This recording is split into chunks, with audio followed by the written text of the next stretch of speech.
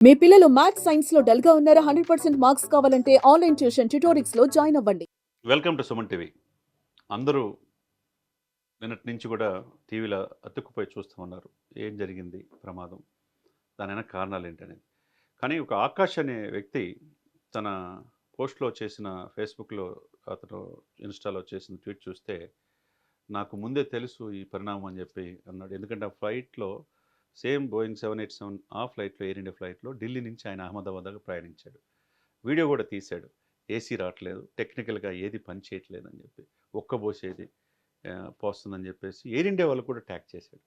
మరి ఆయన ఢిల్లీ నుంచి అహ్మదాబాద్ వచ్చాడు. అహ్మదాబాద్‌లో ఆయన దిగిపోయాడు. ఆ ప్రమాదంలో ఆయన లేడు. ఒక్కసారిగా ఆకాష్ ఏంటి, ఆయన ఆల్రెడీ ఆ చిత్రపటాలు కూడా అంటే వాళ్ళంతా ఒక్కొక్కళ్ళు అక్కడ బుక్స్‌తో గాలి ఆడక విసురుకోవటం మనం చూసాం. ఏది కూడా అక్కడ టెక్నికల్‌గా పనిచేయని కూడా మనం చూసాం. మరి ఇన్ని ఢిల్లీ నుంచి స్టార్ట్ అయితే ఢిల్లీలో ఎయిర్‌లైన్స్ సిబ్బంది కావచ్చు, ఆ టెక్నికల్ స్టాఫ్ కావచ్చు ఏం చేసింది? ఎందుకు విమానాన్ని పూర్తిగా పరిశీలించలేదనే అనుమానాలు కూడా ఉంటున్నాయి. మరి ఇంత విచిత్రమైన పరిస్థితి ఏం జరిగిందో కూడా అర్థం కావట్ల. మరి సరే ఢిల్లీలో జరిగింది. మరి అహ్మదాబాద్‌లో చెక్ చేసుకుంటారు కదా! అహ్మదాబాద్‌లో ఎందుకు చెక్ చేయలా? అనేది కూడా విచారణ జరుగుతుంది. ఒకవైపు ఇంతమంది చనిపోయి చాలా హృదయ విదారకంగా బాధతో ఉన్న టాటా వాళ్ళకి ఆకాష్ పెట్టిన మెసేజ్ ఏదైందో సోషల్ మీడియాలో ఒక్కసారిగా ఉలిక్కిపడి గురయ్యారు. విచారణకు ఆదేశించారు. అసలు ఏం జరిగింది?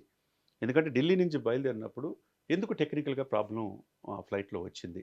ఎందుకు సరిగ్గా గాలి కూడా రాలేదు, ఏసీ పనిచేయలేదు, ఎందుకు ఉక్కపోసింది అనేది కూడా విచారణ చేయాల్సిన అవసరం ఉంది. ఎందుకంటే అందరి ప్రాణాలే చనిపోయిన వాళ్ళే కాదు, మన కుటుంబ సభ్యులుగా మనం భావించాలా. టెక్నికల్‌గా ఇంత ప్రాబ్లమ్ వచ్చినప్పుడు ఎందుకు అహ్మదాబాద్‌లో ఆపేయాల్సిన ఆ విమానాన్ని ఎందుకు మళ్ళా యూకేకి స్టార్ట్ అయ్యేటట్టు చేశారు?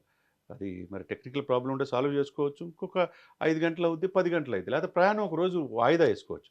లేకపోతే మనుషులే లేకుండా పోయే ఇది ఉండదు కదా!